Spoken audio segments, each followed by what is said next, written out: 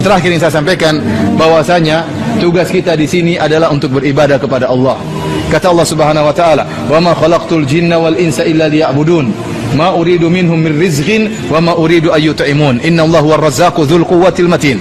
Kata Allah, tidaklah aku ciptakan jin dan manusia kecuali untuk beribadah kepadaku. Aku tidak minta rezeki kepada mereka dan aku tidak minta mereka memberi makan kepadaku. Innallaha huwar razzaq. Justru Allah yang beri rezeki. Justru Allah yang beri rezeki.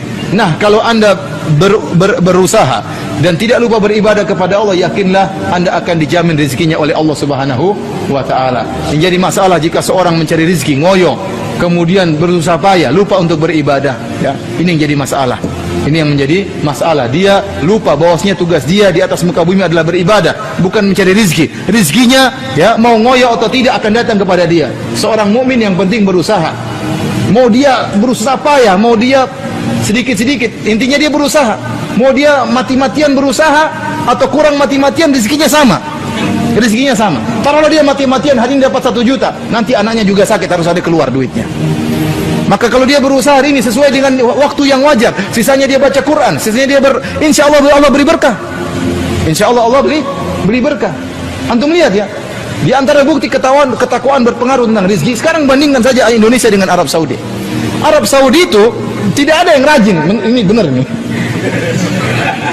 Antum pergi kantor-kantor, mana ada yang rajin kemudian bekerja banting tulang seperti kita, part time, tambahan time, dan time yang lainnya. Banting tulang, tapi subhanallah duitnya segitu-segitu aja. Di Arab Saudi orang santai-santai minum kopi, kita lagi setengah mati, dia sabar katanya minum teh dulu, ngobrol. Waktunya sholat, dia sholat. Memang dia ngawur bekerjanya, tapi rezekinya apa? Lancar. Mana Indonesia dibandingkan Saudi? Lebih kaya Indonesia. Indonesia semuanya ada. Minyak bumi ada, gas bumi ada, hutan ada, semua diekspor. Bahkan perempuan pun juga diekspor jadi TKW.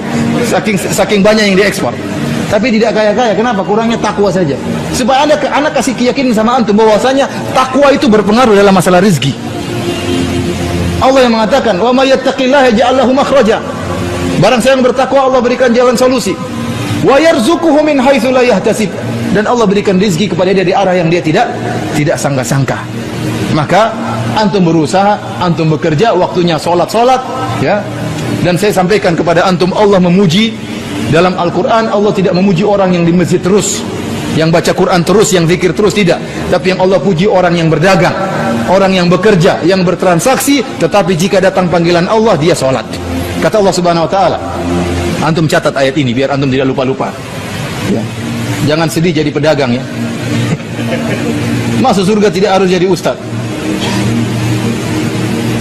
Dalam surat Nur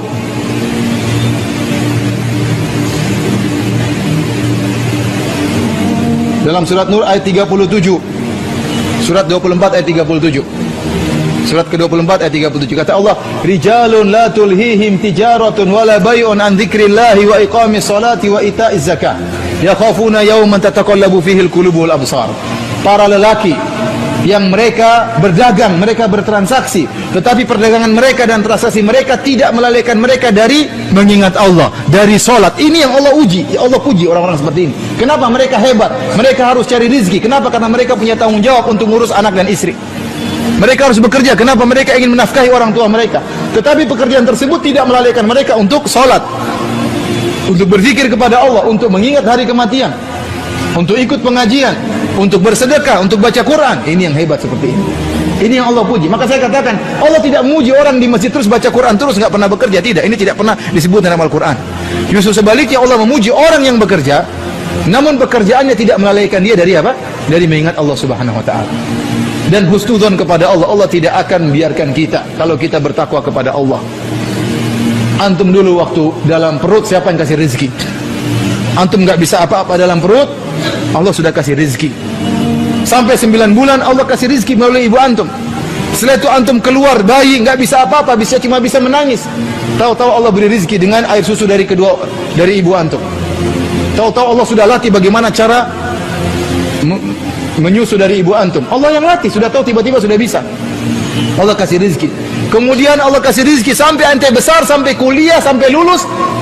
Tahu-tahu takut, jangan-jangan saya nggak dapat rezeki. Kok bisa seperti itu? Kenapa sekarang sudah pintar, sudah lulus, sudah punya gelar, kok malah takut nggak dapat rezeki? Uang tuh antum masih kecil saja Allah kasih rezeki.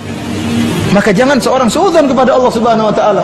Yang penting dia berusaha disertai dengan takwa, maka insya Allah Allah akan berikan dia kepada dia rezeki yang cukup bagi dia, ya, dan akan membahagiakan dia.